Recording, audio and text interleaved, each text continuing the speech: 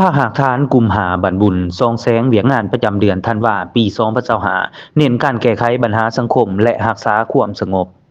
วันที่8มังกรปี2026ที่ผ่านมานี้ตอนเช้าอยู่ที่ศาลาโฮงธรรมวัดบ้านห้วยยางเมืองปทุมพรคณะภาคหากทานกลุ่มหาบันบุญและจัดกองประชุมซองแสงเวียงงานประจำเดือนธันวาปี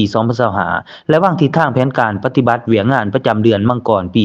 2026กองประชุมดังกล่าวมีสหายบุญทองสุภวงศ์คณะประจำภาคเมืองประธานแนวร่าวสังสรรค์เมืองผู้สินำเวียงงานหอบหลานของกลุ่มหาบันบุญให้เกียรติเป็นประธานกองประชุมมีสหายไพวรศรีโยธากรรมการภาคเมืองเลขาคณะภาคหากทานกลุ่มหาบันบุญบรรดาสหายเลขาภาคบ้านนายบ้านกองพัน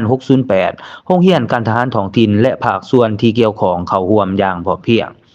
ในกองประชุมสหายไพวรศรีโยธากรรมการพรรคเมืองเลขาคณะภาคหากฐานกลุ่มหาบันบุญรายงานผลการปฏิบัติเวียงงานในระยะ1เดือนที่ผ่านมาโดยชี้ให้เห็นว่าคณะภาคหากฐานกลุ่มหาบันบุญได้ร่วมมือกันแก้ไขปัญหาสำคัญต่างๆเช่นปัญหาความยุ่งยากทางด้านเศรษฐกิจการเงินปัญหายาเสพติดและปรากฏการณ์หย่อเถาะต่างๆทางสังคมภายใต้การสีน้ำลำพาขององค์การปกครองเมืองปทุมพรพื้นที่กลุ่มหาบันบุญยังคงมีความสงบปลอดภัยและระเบียบเรียบร้อยโดยพื้นฐานจากนั้นบรรดาสหายเลขาภาคบ้านนายบ้านและองค์การจัดตั้งทุกภาคส่วนก็ได้ผลัดเปลี่ยนกันรายงานผลเวียงงานของตนพร้อมทั้งแลกเปลี่ยนความคิดเห็นเพื่อส่องแสงเวียงงานถอดถอนบทเรียนจากประสบการณ์ในแต่ละขบวนการและสร้างแนวทางแก้ไขเพื่อยกสูงประสิทธิผลการปฏิบัติเวียงงานให้ดีขึ้นกว่าเก่า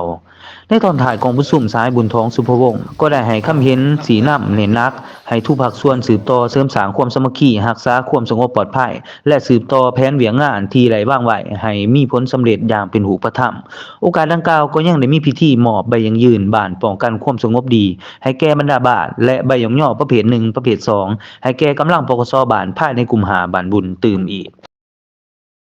สนับสนุนโดยห้างคำแดงโมบายห้างโทรศัพท์ครบวงจรจำหน่ายโทรศัพท์ทุกรุ่นโทรศัพท์ Android ทุกรุ่นทุกยี่ห้อโทรศัพท์ iPhone ทุกรุ่นทุกยี่ห้อรับประกันสินค้าบริการหลังการขายแบบใส่ใจสถานที่บ้านทางแดง48เมืองปทุมพรแขวงจำปาสักโทร02097976663มาเลือกซื้อโทรศัพท์รุ่นใหม่กับบริการดีๆที่ห้างคำแดงโมบาย